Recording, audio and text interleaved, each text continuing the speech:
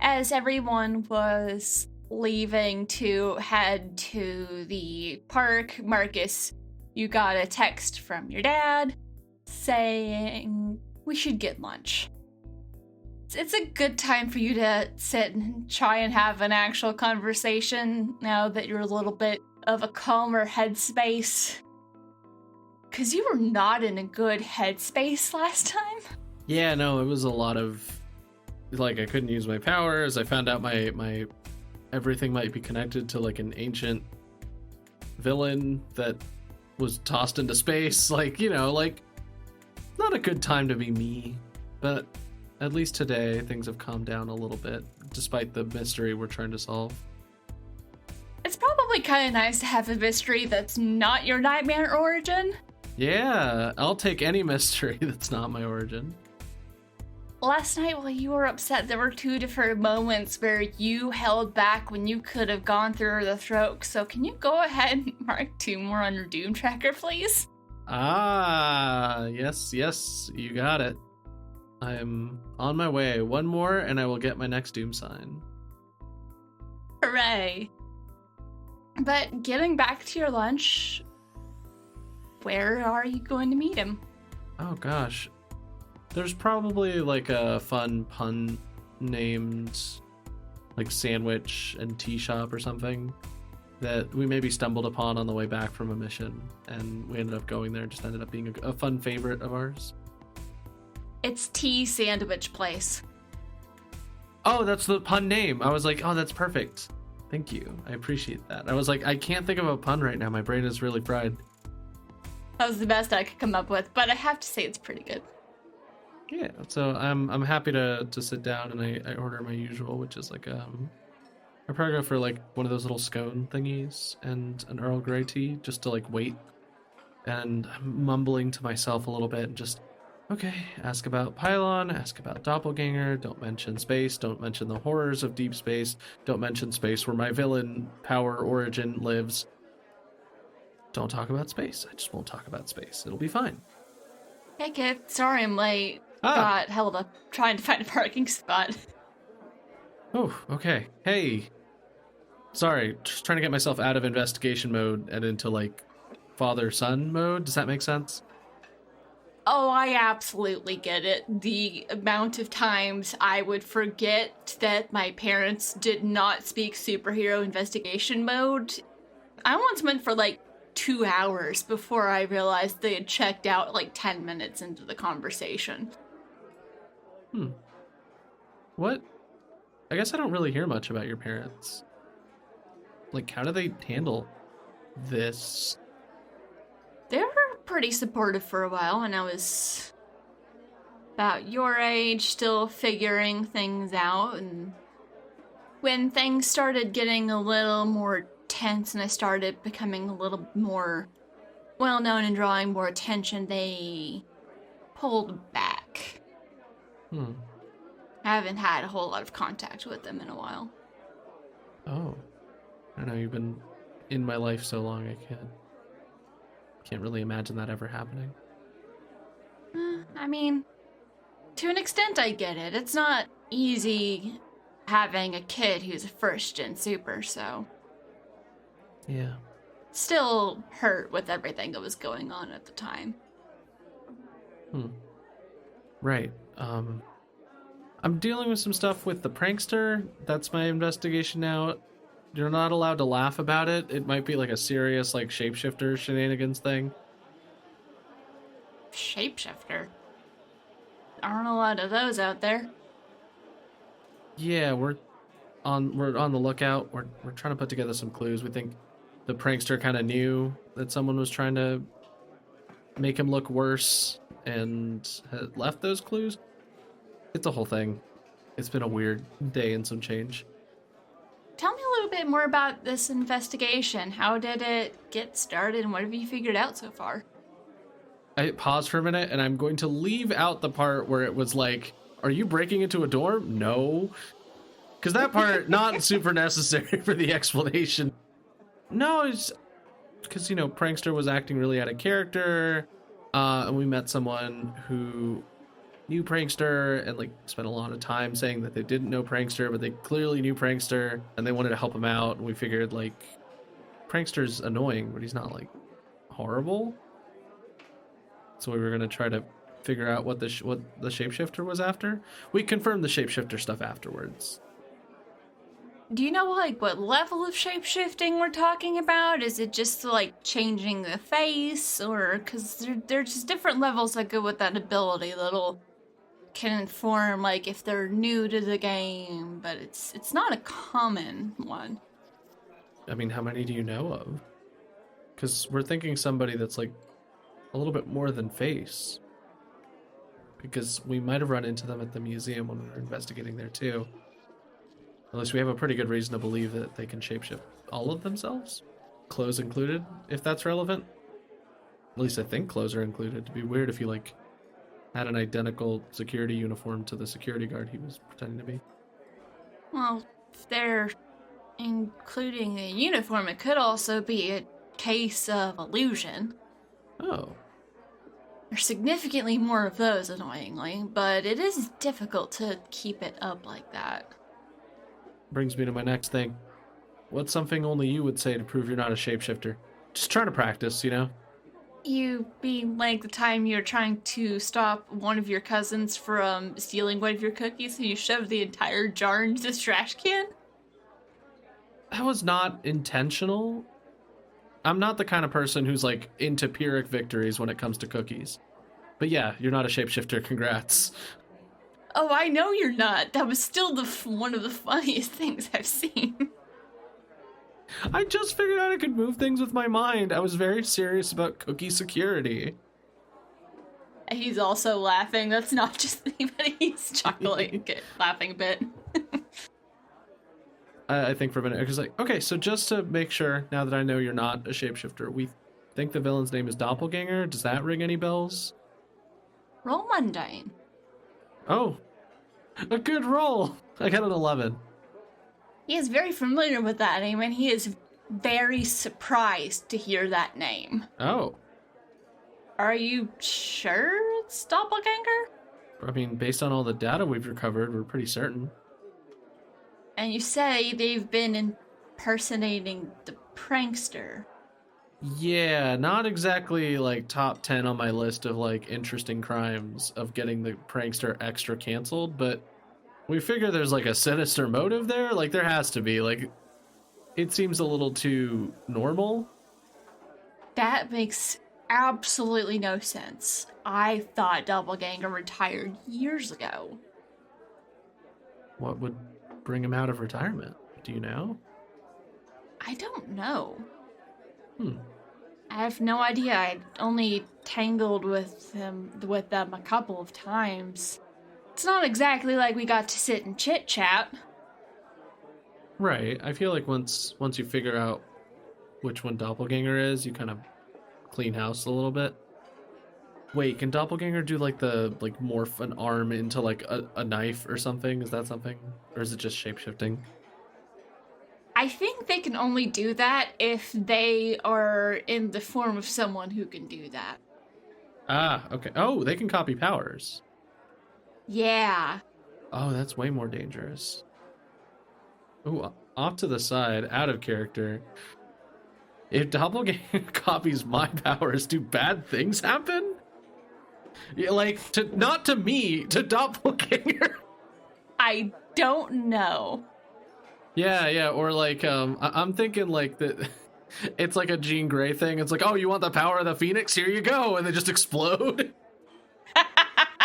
Like, I would really hate for like Doppelganger to be like, I did it. I can use the Kid Phoenix's powers, and then arms of shadow eat him from the inside out. Like, I would really hate for that to happen. And then he tore himself dimensionally apart. I have plans for them. Oh no, that's true. Doppelganger can't dimensionally eat himself. Doppelganger specifically is very much a they-them. Oh, got it. Yes.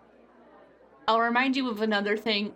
You remember that your dad was the first person who caught Doppelganger, and I'll say, I'm just going because you got a really good roll in the last mundane. Yeah. There's something he's not saying. Okay. So you tangled with Doppelganger, and they're retired. Do you know anybody else who like has like history with Doppelganger that has beef or like has real issues? There's a couple other people that I was working with when all of that was going down. I mean, that was before the Institute, before Aegis. I'll reach out to some of them because I'll say your dad and his generation were part of like the generation that officially created Aegis and the Hero Institute. That makes sense. Yeah, like a lot of work went into it, but your dad is from a time right before that and was part of creating it. He says, yeah, I'll reach out to some of my contacts, see if they know anything. Okay. Kind of pause for a minute and go, is there something you're not telling me about Doppelganger? I had a friend at that time who was able to get, I guess you could say, close to Doppelganger. There was a lot going on at the time, and Doppelganger they were helpful with some things, and then she had to take them down. It was a pretty big showdown. Oh. I mean, they cropped up a little bit after that, but after Prankster took them down that second time, I thought they were tired.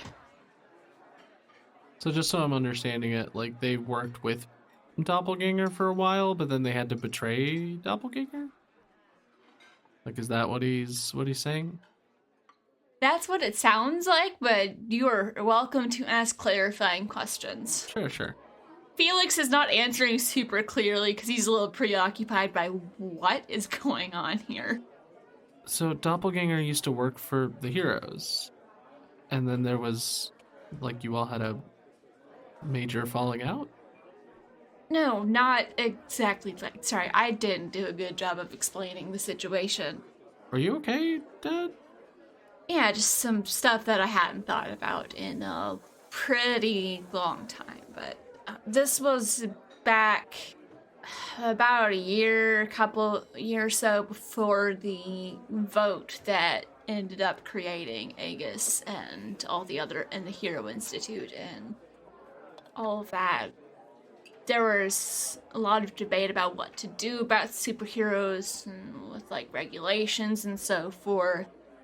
Some people wanted to find a more balanced approach, other people wanted to have a little bit more of an exploitive approach, and there was a couple of groups who just thought that heroes needed to be removed from the equation entirely. Jeez. How some friends of mine ran into Doppelganger the first time was they were trying to infiltrate one of those groups. After Doppelganger tried to impersonate my uncle for a big presentation he was doing. Oh. Okay. It was a bit messy and complicated, but I mean, they let us walk away with quite a bit of information about the group in question that ended up being very helpful. And then I had a friend who had gotten close to them, and she was the one that made the call to let them walk, or they had threatened that they were going to blow up the base earlier as opposed to waiting until sunrise so we could have time to get all the stuff we needed. Oh. After that, they just started dropping her information, so they were working as a double agent. Oof. Okay. And they did for a while. Things got complicated, and it was decided that a very public takedown would be the best way to uncomplicate certain things. So, this double agent partner person, do you think they might know where Doppelganger is? Give me another mundane roll. Now it's Dad's time to keep secrets from me. A 6. We're so back. Yep. His face it becomes unreadable and you're not sure why. You're usually like decently good at least reading your dad. Mm-hmm. And he says, that person in particular is currently unavailable, but we've got some other friends who might be able to help answer some questions. Sure, just point him my way. Oh, and I guess before I forget, did you hear anything about Pylon? The shift in his attitude, he's grateful for the change in conversation.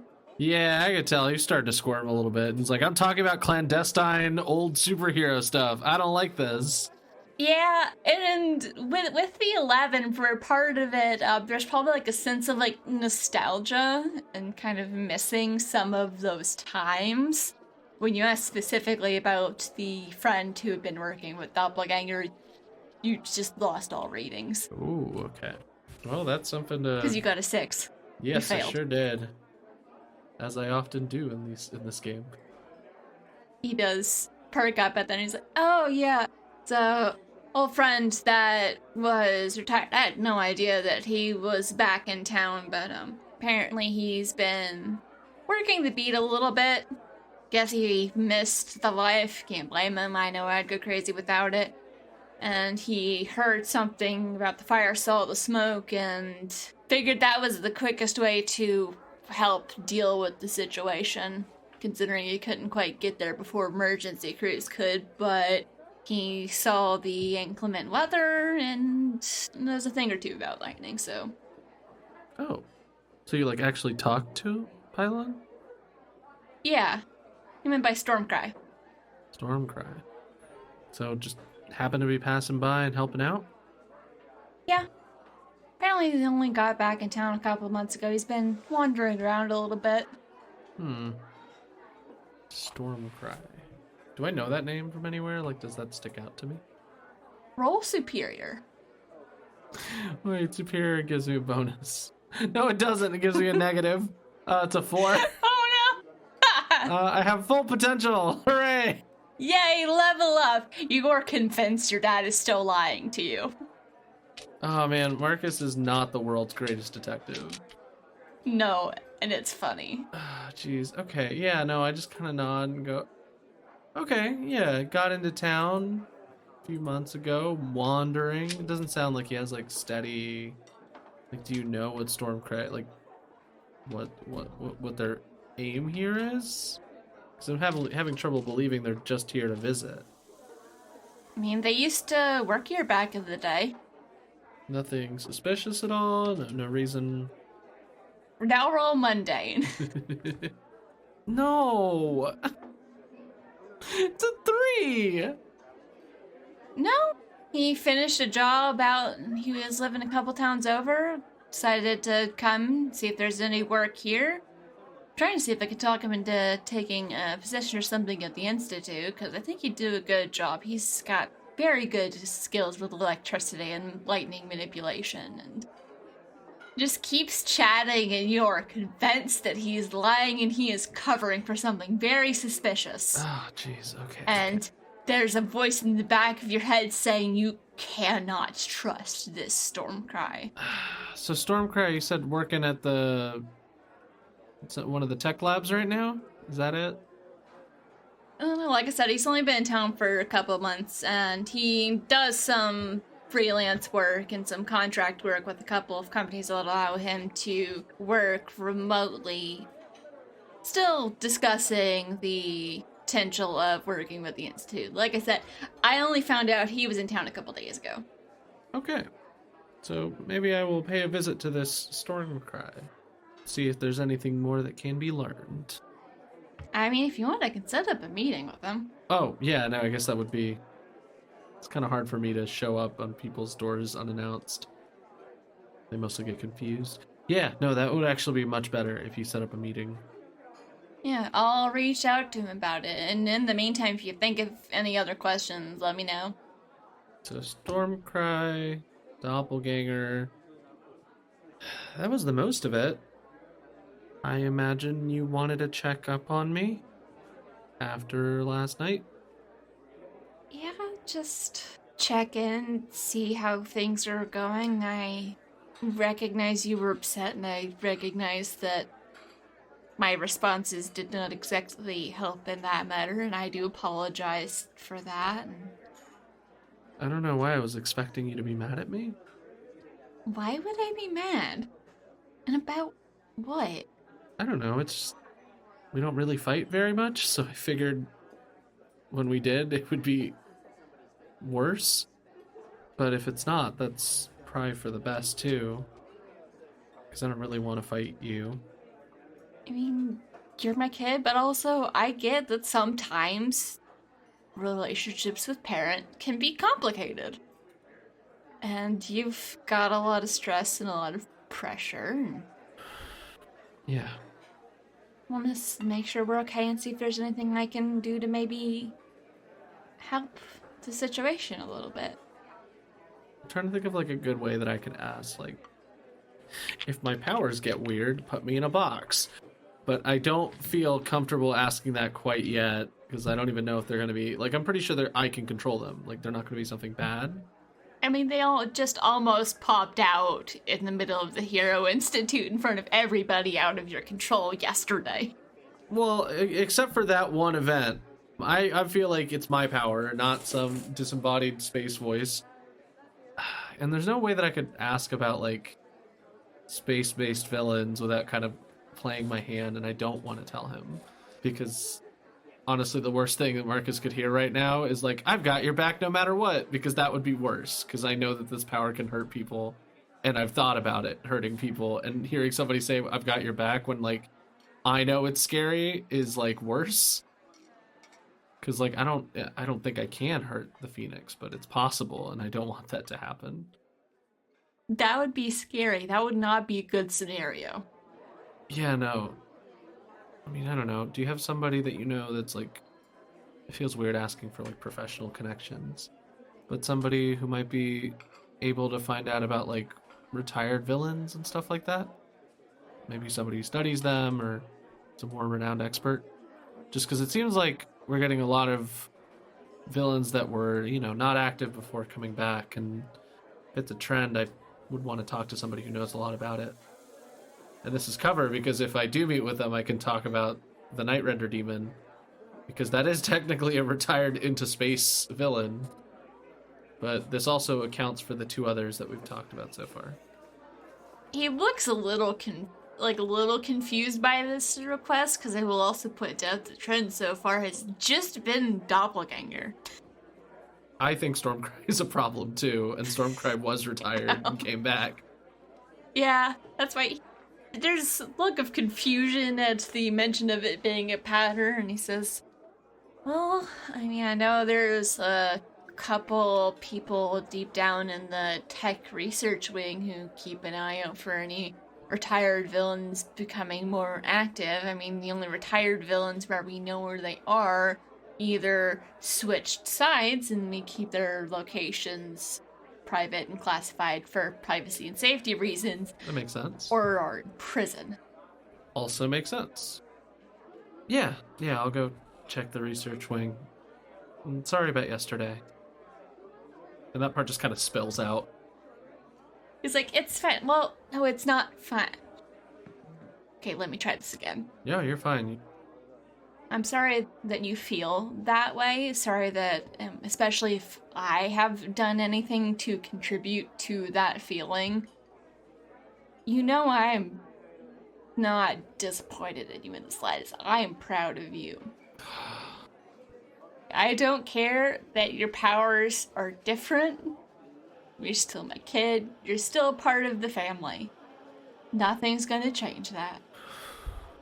But also, it's okay if sometimes you struggle with those kinds of feelings, because I get that it is complicated, not from personal experience, but I've seen it, and some other people, friends who were adopted. I mean, my parents would occasionally be an emergency foster, so I got a good taste of it that way, and it's weird and it's complicated, and I get it as much as I can, not having experienced it myself. Has anybody ever told you you're too understanding? Yes. And then I usually stick my entire foot in my mouth about 30 seconds later. I mean, yeah, but you're also like the world's greatest superhero and my dad, and you're actively emotionally intelligent. I don't know about that first part. Oh, okay. Sure. And you're actively emotionally intelligent and you actually listen. If it makes you feel better, I had several friends who beat the emotional intelligence into me. Well, you know, I do have friends that do that for me. I do have that. It's a good thing to have. If I ever mess up and you need to, like, point me in the right direction, don't hesitate, okay? I won't. Okay. But you're doing all right. You're doing good. Oh, and that cuts to the core. You're doing good. Yeah. Doing good. I don't know how late the investigation will run, but make sure to ask me only things that I would know if you see me next time. At least until Doppelganger is accounted for. Oh, yeah, of course. Absolutely. I guess I could be Doppelganger the whole time and just make me look like an ass, but... Doppelganger wouldn't have known about the cookie thing. Oh, yeah, you know what? It's true. So yeah, I'm not Doppelganger. Huge... Great news. Yeah. Thanks. Of course. And you run into Doppelganger, let me know, alright? Sure. Maybe someday you'll feel a little bit more comfortable talking about all the spy stuff you had going on. Hard to see you as someone who, like, works with spies. He gets that kind of faraway look in his eye again. He's like, it was a different time, and things were complicated. And dangerous. Okay. As we end this scene and you go to meet your friends at the park, or someone's texted you that they're actually meeting up at the Globe Theater. Oh. And you'll know where that is. As you get up to leave, give me another mundane roll, I guess, to see if you spot who your dad's texting. A 9. I'll say you don't see the conversation, but you catch a glimpse of the name of who he's texting, and it's just listed as Angel Eyes. And you have no idea who that is. Angel Eyes. Okay. That's certainly something.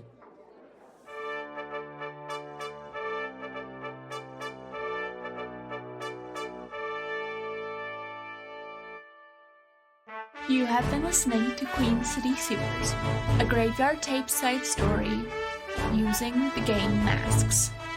Masks: A New Generation is a superhero role-playing game in which a team of young heroes fights villains, saves lives, and tries to figure out who they are. Featuring Caitlin as Madigan, aka Scarlet Sentinel, the Janus. Jess as Bethany Bertolucci, aka Glider, the Beacon. Ian as Marcus, aka Kid Phoenix, the Doomed. And Brianna Jean as the Keeper and Producer.